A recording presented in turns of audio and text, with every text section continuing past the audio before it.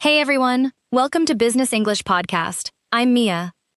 And I'm Alex. Today we're covering the vocabulary you need to talk about managing a project in English, from the first kickoff meeting all the way to wrapping things up. Even if project manager isn't your official title, you'll probably end up running some kind of project eventually. A launch, an event, even just a small team task. And the language around it comes up more than you'd think. Right, and a lot of these words sound simple on the surface. Deadline, milestone, deliverable. Words you already sort of know, just maybe not confidently. Quick favor before we start. If you're finding these episodes useful, hit subscribe. It genuinely helps more people find our podcasts, and that's the reason we get to keep making them. All right, let's get into it. So this was the first time I was actually put in charge of something. A small internal project, updating our team's onboarding materials. There is nothing huge, but it was my first time really owning anything. How'd the kickoff go? A mess, if I'm being honest. I called what I think was technically a kickoff meeting. 4 of us on a call, and I basically just said, so yeah, we need to update the onboarding docs. Everyone should help out where they can. That's pretty vague as a starting point. Extremely vague looking back. Nobody knew who was doing what. No deadline mentioned. No sense of what done even looked like. We just kind of nodded and the call ended. If you've sat through a meeting like that, drop "me too" in the comments. Something tells me Mia's not the only one. Please, I need the company here. What happened after that? Nothing. For about 2 weeks. Everyone assumed someone else was handling it, because I never assigned anything to anyone specifically. Everyone should help in practice meant nobody felt personally responsible. Classic diffusion of responsibility. When everyone's vaguely in charge, nobody actually is. Exactly that. My manager eventually asked me for an update, and I had to admit almost nothing had happened, which was embarrassing, especially since it was my first real shot at leading something. Did you figure out what went wrong at the time, or later? A bit later, once I started reading about how kickoffs are supposed to work, I realized I never used any of the structural words. No owner, no deadline, no deliverable. I just described the general goal and hoped it would somehow organize itself. That tracks. Vague language tends to produce vague results. If nobody's named as the owner of something, it's basically nobody's job. Right. And looking back, the fix wasn't complicated at all. I just needed 3 things: who's doing what, by when, and how we'd check progress along the way. I had none of those in that first meeting. Did the project eventually get back on track, or did it stay stuck?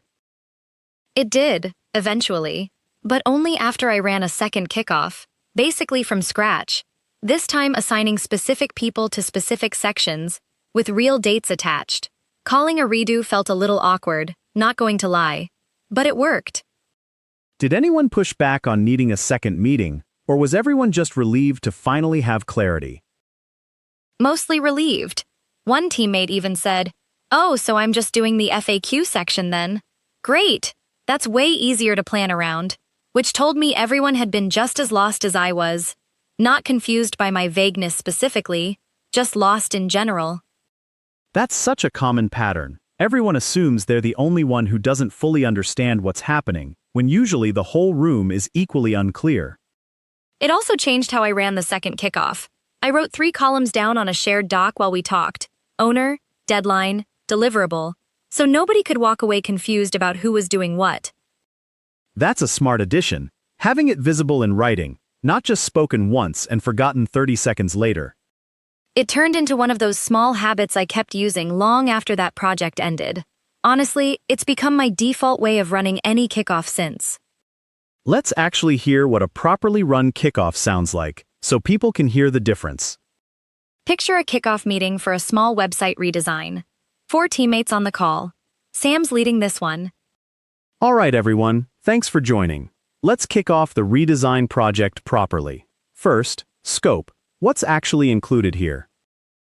Sounds good. Just to confirm, this covers the homepage and the pricing page, right? Not the full site? Correct. That's our scope for this phase. We can revisit the rest later. Okay, let's assign owners. Priya, can you take the homepage design? Sure, I can own that. Great. And Jordan, you're the owner of the pricing page updates. What's a realistic deadline for a first draft on both? I think I could have a homepage draft ready by next Friday. Perfect. Let's set that as our first milestone. First drafts of both pages by Friday. I'll check in with both of you Wednesday. Just a quick progress update, nothing formal. Sounds good. That gives me a clear target. One dependency worth flagging. The pricing page design depends on final numbers from finance, so let's follow up with them this week too. Otherwise, that could block us. Good catch. I'll reach out to finance today and loop you in on their response. Perfect. So to recap, scope is homepage and pricing page. Priya owns a homepage, Jordan owns a pricing page. The first milestone is Friday. I'll check on Wednesday, and we're following up with finance on numbers this week. Notice how different that felt from my original kickoff. Every task had a name attached, a deadline, and a checkpoint before the deadline even arrived. Right. And none of that was complicated language, just specific, structured language, which is honestly the whole difference between a project that runs smoothly and one that quietly stalls. Let's break down the vocabulary now, because there's a lot packed into that short exchange. First, scope. What's actually included in the project, and just as important, what's not. Just to confirm, this covers the homepage and pricing page, right? Is a great way to check scope early. Confirming scope early avoids a really common problem later, called scope creep, when a project slowly grows bigger than planned because nobody drew a clear boundary at the start. Second, owner, the specific person responsible for a task. Notice Sam didn't say, "Can someone handle the homepage?" He asked Priya directly. "Can you take the homepage design?" That directness is honestly the biggest fix from my own story. Naming one specific owner instead of a vague group, "I can own that," is also a great confirming phrase. It clearly accepts responsibility. Third, deadline. Familiar word, obviously, but notice how it's set collaboratively here. What's a realistic deadline, not just handed down as a demand? Priya proposes her own timeline. "I think I could have a draft ready by Friday." That collaborative approach tends to get more reliable deadlines too. People are more likely to hit a deadline they helped set themselves. Fourth, milestone. A specific, meaningful checkpoint in the project, not just any random date. Let's set that as our first milestone. Marks it as something worth tracking specifically. Milestones break a big project into smaller, checkable pieces, instead of one huge deadline looming at the end with nothing to check along the way. Fifth, deliverable. The actual thing being produced, a document, a design, a report. In our example, the first drafts of both pages are the deliverables tied to that first milestone. Useful distinction. A milestone is the checkpoint in time. A deliverable is the actual output you're checking. They usually come as a pair. Sixth, dependency. Something one task relies on before it can move forward. The pricing page design depends on final numbers from finance, is textbook dependency. Flagging dependencies early is one of the most valuable habits in project work, because they're often invisible until they cause a delay, by which point it's too late to plan around them. Seventh, stakeholder. Anyone with an interest in or influence over the project, even if they're not doing hands-on work. Finance is a stakeholder here, even though they're not designing anything. Worth remembering, stakeholders aren't always in the room. Part of managing a project well is remembering to loop in the people who aren't automatically included in every meeting. Eighth, checking progress. Behind schedule, on track, ahead of schedule, the three basic states of any deadline. I'll check in with both of you Wednesday. Sets up exactly when that status gets reviewed. And Sam called it a quick progress update.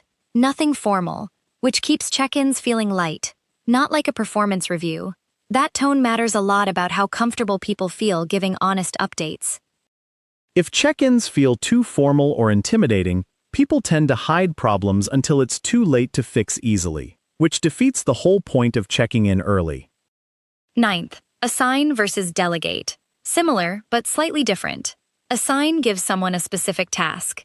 Delegate often implies handing off some of your own authority along with it, not just the task itself. You'd assign a homepage design to someone on the team, but you might delegate the entire client relationship if you're stepping back from that piece entirely. A quick test. If you're just handing over a task but still making the final call yourself, that's assigning. If someone else now gets to make decisions you used to make, that's delegating. And 10th, kickoff meeting itself. The first meeting of a project, where scope, owners, and initial timelines get established. Exactly what we just heard Sam run. A good kickoff is worth the extra time it takes, because it prevents the exact kind of confused, stalled-out mess my own first project became. One more term worth adding, blocked. As in, I'm blocked on this until finance responds. A quick, clear way to signal you can't move forward without it sounding like an excuse. Blocked might be one of the most useful single words in project vocabulary. It tells everyone the holdup isn't about effort, it's about something external needing to happen first. And the natural follow-up, unblock, as in, can you help unblock this, frames the request as removing an obstacle, not asking someone to do your job for you. A couple more before we move on. Scope creep, which we touched on briefly, deserves its own moment. It's when a project quietly grows beyond its original boundaries, one small addition at a time, until it's a completely different, much bigger project than what was agreed on. Can we add just one more small feature, said 5 separate times? Basically scope creep in action. None of them feel big individually. Together, they add up fast. The useful pushback phrase, "That's outside our current scope, let's capture it for a future phase instead." Polite, but it draws a clear line without flatly refusing the idea. And last one, sync, as a verb. Let's sync on this tomorrow, means a quick conversation to align with where things stand. Slightly more casual than meeting, and usually shorter too. Sync implies something quick and informal, while meeting can sound like it needs an agenda and a calendar invite. Useful distinction when you're just trying to grab 5 minutes with someone. Okay, let's turn all of this into something reusable. We're calling it the owner timeline check-in method. 3 parts, useful anytime you're assigning or taking on a task, big or small. First, owner, name one specific person responsible, never a vague group. Second, timeline, a specific deadline ideally set collaboratively rather than just announced. What's realistic for you tends to work better than have it done by Friday. Third, check-in, a planned moment to review progress before the deadline arrives, not just hoping everything goes fine until the due date shows up. Owner, timeline, check-in. 3 parts, and together they turn a vague hope into an actual plan someone can follow. And this scales in both directions, by the way. Works for a 5-minute task. Can you send that file today? I'll check at 3. And works for a 6-month project just as well. The size changes, but the shape stays exactly the same. Someone named, a time attached, a checkpoint before the deadline. Let's apply it to a totally different example, just so it's clear this isn't only for kickoff meetings. Say you're handing off a single task in a quick Slack message. Sure, what would that look like using the method? Something like, "Jordan, can you own the client email draft aiming for Thursday? I'll take a look Wednesday afternoon before it goes out. Owner named, timeline set, check-in scheduled, all in one short message." That's such a small example, but it shows the method doesn't need a whole meeting built around it. It fits naturally into everyday communication too. Right, and most people already do parts of this instinctively. Naming a person, giving a rough date. The method just makes sure all 3 pieces show up together every time, instead of only sometimes. One more thing worth mentioning, the check-in doesn't always need to be a separate meeting. Sometimes it's just a quick message. How's that looking? Sent partway to the deadline. Low effort, but it still counts. The format of the check-in matters far less than simply having one planned at all, instead of hoping everything's fine until the deadline arrives and you find out otherwise. Let's hear that kickoff one more time. This time, listen to exactly where owner, timeline, and check-in show up for each task. Picture a kickoff meeting for a small website redesign. 4 teammates on the call. Sam's leading this one. All right, everyone, thanks for joining. Let's kick off the redesign project properly. First, scope. What's actually included here? Sounds good. Just to confirm, this covers the home page and the pricing page, right? Not the full site? Correct. That's our scope for this phase. We can revisit the rest later. Okay, let's assign owners. Priya, can you take the homepage design? Sure, I can own that. Great. And Jordan, you're the owner of the pricing page updates. What's a realistic deadline for a first draft on both? I think I could have a homepage draft ready by next Friday. Perfect. Let's set that as our first milestone. First drafts of both pages by Friday. I'll check in with both of you Wednesday, just a quick progress update, nothing formal. Sounds good. That gives me a clear target. One dependency worth flagging. The pricing page design depends on final numbers from finance, so let's follow up with them this week too, otherwise that could block us. Good catch. I'll reach out to finance today and loop you in on their response. Perfect. So to recap, scope is homepage and pricing page. Priya owns a homepage, Jordan owns a pricing page. The first milestone is Friday. I'll check on Wednesday, and we're following up with finance on numbers this week. Okay, homework for this week. Take one task you're currently juggling, at work or otherwise, and run it through Owner Timeline Check-in, even if you're the only person involved.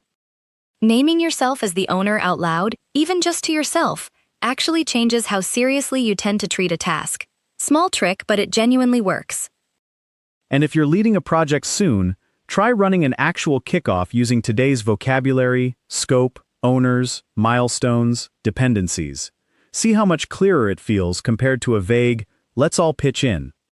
If you try it, let us know in the comments how it went. We're always curious whether the structure makes as much difference for you as it did for us. And if you're currently in the middle of a project that already feels a bit stalled, like mine did, it's genuinely not too late to run a quick reset. Gather everyone, restate scope, reassign owners, set fresh timelines. It doesn't have to feel like a failure to redo it. Worth repeating, calling a redo isn't admitting you messed up. It's just fixing something before it gets worse. And most people are relieved when clarity finally shows up, even late. One more small tip for running your own kickoff. Write the 3 columns down somewhere visible during the meeting. Owner, timeline, deliverable. Even just a plain shared doc. It keeps the conversation anchored to specifics instead of drifting into vague chat. That's a great practical addition. Having it visible in front of everyone makes it much harder to accidentally end a meeting the way my first one ended, with nothing concrete actually decided. And it doesn't need to be fancy either. A plain table with 3 columns works just as well as anything elaborate. The value's in having it visible, not in how polished it looks. Some of the best project tracking I've seen has just been a simple shared spreadsheet. Nothing complicated, updated consistently, which matters far more than the tool itself. All right, that's it for today's episode. Thanks so much for listening. Hi everyone.